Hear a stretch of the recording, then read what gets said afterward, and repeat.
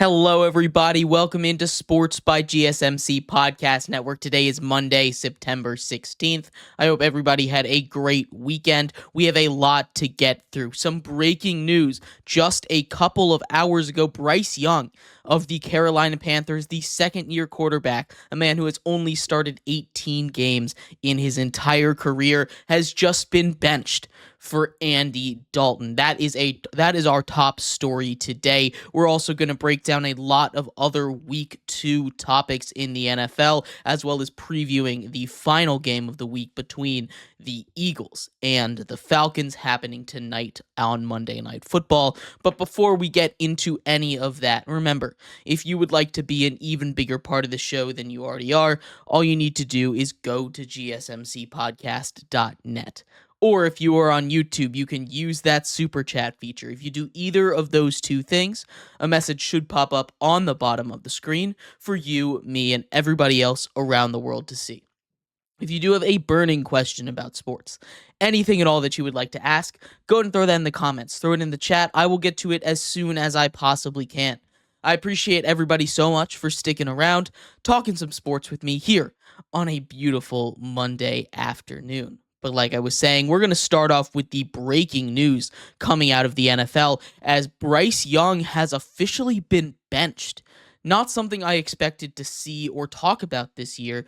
I felt like a guy, Bryce Young, who was the number 1 overall pick just last year, would have a little bit of a longer leash. Now, I know this is his second head coach. Dave Canales comes in. He says after looking at all the tape, we found out that, or we think he doesn't give us the best chance to win. And while I do agree with him, while I do sit here and I say, yes, I think Bryce Young is not the answer, at least right now, on this Carolina team, Andy Dalton is 36 years old. Andy Dalton is probably better, but is this really better for the future? Now, I'm not going to sit here and say Bryce Young will turn out to be this awesome player. It's pretty clear he is not going to turn into that guy. Bryce Young has consistently been inaccurate. We've seen lots and lots of issues with him in the pocket, not being able to see over the offensive line. And that's not to say short quarterbacks can't work in the NFL. We've seen short quarterbacks work in the NFL before. Hell, Kyler Murray is one of those guys who's being incredibly productive. We saw what he did just last week, cooking the Rams defense that looked very competent against a very good Lions team just a week ago. Kyler Murray is doing his thing. We've had Drew Brees do his thing. Russell Wilson, for a time, was able to do his thing, right? There are short quarterbacks in the NFL that have been able to work. Bryce Young is not one of them. Bryce Young's athleticism, the thing that really set him apart, made him that number 1 overall pick in college football, has not been able to translate to the NFL. He's not able to move in the pocket, get away from the athletes in the NFL like he was able to do in college. It's just not working for him. And I agree with Dave Canales' decision to bench him, but this is a guy that's only started 18 games in his career. And in those 18 games, he's played behind arguably the worst offensive line in all of football for all of them. We talk about getting him weapons, and yes, they got him weapons. They brought in a couple weapons. They drafted a couple weapons, and he hasn't been able to get the ball to them. And the Panthers have been dreadful. And yes, again, I'm going to reiterate this. I think if the Panthers want to win games, this is the best short-term solution. But this was a make it or break it season for Bryce Young, for the Panthers, right? We all kind of knew it was going to be, and clearly the coaching staff, this new coaching staff, had that same idea in mind. Hey, this is a make it or break it season for Bryce Young. But 2 weeks in is a little early, in my opinion, to determine that it's broken. 2 weeks in is a little early, in my opinion, to say, hey, this guy's career is done. Because I'm not exaggerating here, at least I don't think I am, when I say this is the end of his career. He's not going to get another chance like this. He has burned out in the NFL after just 18 games, and this is a guy that I believe should be able to play the rest of the season. I think it's only fair to him, to the Panthers, to the organization, an organization that ended up trading away a first overall pick that turned into Caleb Williams, and we'll get to Caleb Williams later on in the show during our rookie review in segment 4 here. But you trade a guy away. You trade away the entire future of your team to the Bears, who end up getting 3, and they still have another pick to go, and also DJ Moore. Very good players in the process. You mortgaged your future for this guy, and to give up on him after just one season. After just one season, I think it's too quick. I think I think it's fair to give him the rest of his season, right? I really do. And again, I want to reiterate, this is a guy that I don't believe is an NFL caliber starting quarterback. But what they've just done after 2 weeks of an NFL season behind a team that has never had a good offensive line. Heck, never had a good offensive line, never had an okay offensive line, never had a good running back behind there to take some of the stress off of the quarterback. You can have the greatest wide receivers in the league, but if you don't have a running back there that, makes play action or, just takes a little bit of pressure off the quarterback, it's a lot on him.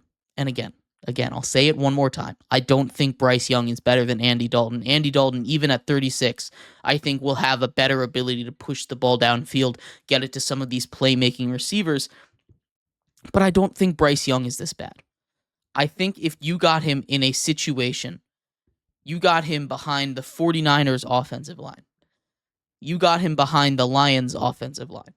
You got him behind one of these elite offensive lines in the NFL. I think Bryce Young still has a chance to figure it out.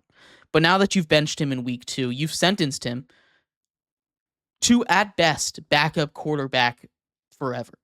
And with his performances, I don't think he's going to get much of another chance. Maybe you can trade him. Maybe he has a Zach Wilson kind of career arc. Maybe he has a Geno Smith kind of career arc where he sticks around on a team with an established quarterback for a very long time and finally gets his shot. And we've seen what Geno does. He now has he came out with this last week, 0 throws off target. Literally a perfect game. First time since 2021 that anyone has done that. That is incredibly impressive.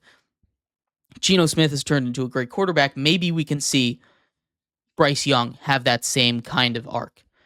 But at this point in his career, he's done. There's not going to be another team that's going to take a chance on him.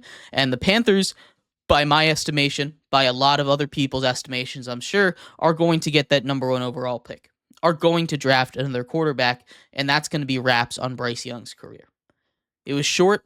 It wasn't what he wanted. It didn't live up to anything. He is absolutely a bust at that number 1 overall pick, but I don't think it's fair. I really don't think it's fair to bench him, especially for a season that, hey, it's the Panthers. What are we doing? This isn't just a Bryce Young problem. I know Dave Canales and David Tepper, the owner, want to win. You look at the state of their stadium, they're barely drawing in 100 people at the game. The tickets are like $1 right now. It's kind of crazy how cheap it is to go to a Panthers game. But still, this is a team that even outside of Bryce Young isn't going to win that many games. Sure, Andy Dalton gives them a better chance to win. Maybe Andy Dalton gives them a chance to win against bad teams like the Giants, bad teams that they're going to play later on in the schedule in their own division. But when you look at their schedule, I mean, it's still not easy. They take on, the Bengals. They take on the Bears and their defense, the Raiders and their defense. I mean, there aren't too many cupcakes here. You get the Broncos. You get the Giants. You get, if you want to call the Raiders a cupcake. But this isn't a schedule that's going to be easy. You get the Eagles, the Cowboys, the Bucks twice. The Cardinals are a good team. The Saints twice. We'll talk about whether or not they're real in a second. But these aren't just teams that you can sit here and say, oh, they'll walk all over it if Andy Dalton's in. Maybe they'll put up more of a fight. Maybe they won't lose by 35 points. But that defense is awful. That defense is ridiculously bad. And no amount of changes at the quarterback position is going to make this team into a playoff contender. This is a dead season already in my mind for the Panthers. Only 11% of teams have ever made it to the playoffs from a 0-2 start. So their season is basically done. It just doesn't make a lot of sense for me to say, Bryce Young, you're done. We're giving up on you. We're throwing you to the side. Even if Andy Dalton does give them the best chance to win. I think you need to see if there's any chance that Bryce Young can be that Bryce Young can be even a viable backup for the future of this Panthers organization. And they apparently have decided that no matter what, he's not going to be that. But let me know what you think. I was completely surprised by this. I thought they would at least wait until halfway through the season. But I'm way off on this apparently. And maybe my opinion is a little bit is a little unpopular there, because I do think Andy Dalton gives them a chance to win. But still, the Panthers aren't going to win very many games with him. So this change just feels like you're throwing out Bryce Young already. Maybe that's the worst trade. Maybe that's up there now with one of the worst trades in NFL history. An absolute nothing for what turns into a bunch of first-round picks, a first overall pick that the Bears make into 4 or 5 good starters. But anyway, let me know what you think.